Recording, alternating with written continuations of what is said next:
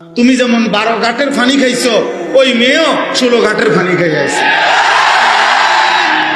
হ্যাঁ, তো কোরআনের ওয়াদা, আমি তো খোলামেলা বললাম। এটা কোরআন, সরাসরি আল্লাহর কোরআন বলছে। সূরা নূরের মধ্যে স্পষ্ট আছে, স্পষ্ট।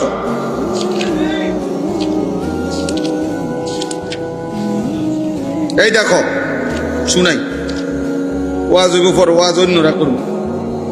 এই যে দেখো, আয-যানি লা ইয়ানকিহু ইল্লা যানিয়াতান আও মুশরিকা, কোরআন শরীফের আয়াত।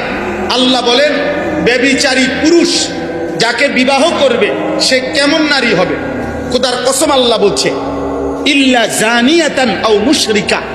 আল্লাহ বলছে ব্যভিচারী পুরুষ, চরিত্রহীন পুরুষ যাকে বিবাহ করবে সেই নারীটা কেমন হবে?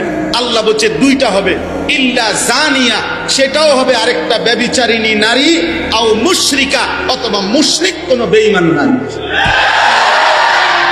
এটা বাংলা কোরআন শুনবা,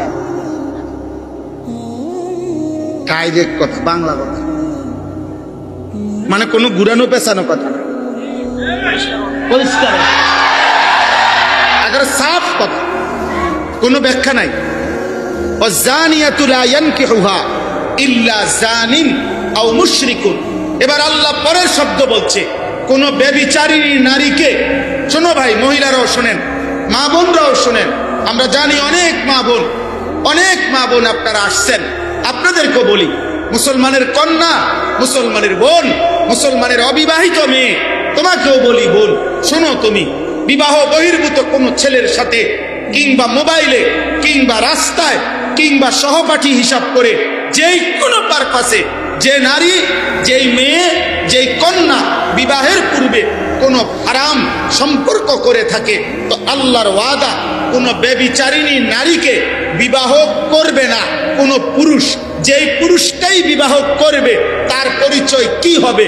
আল্লাহ বলেন, ইল্লা জানিন আও মুশরিকা, নিশ্চিত ওইটা কোন ব্যভিচারী পুরুষ হবে অথবা বেঈমান পুরুষ হবে। মালিক স্পষ্ট ব্যাখ্যা দিয়েছে। ওয়া হুররিমা যালিকা, আরো রয়েছে। এরপরে আরেকটু শব্দ আছে, ওয়া হুররিমা যালিকা আলাল মুমিনিন। আল্লাহ তাআলা বলেন, ঈমানদার পুরুষ, ঈমানদার নারীর জন্য, ঈমানদার নারীর জন্য ব্যভিচারী পুরুষ, ঈমানদার পুরুষের জন্য ব্যভিচারী নারী, হুররিমা, হারাম করে দেওয়া হলো, হারাম করে দেওয়া হলো। এজন্য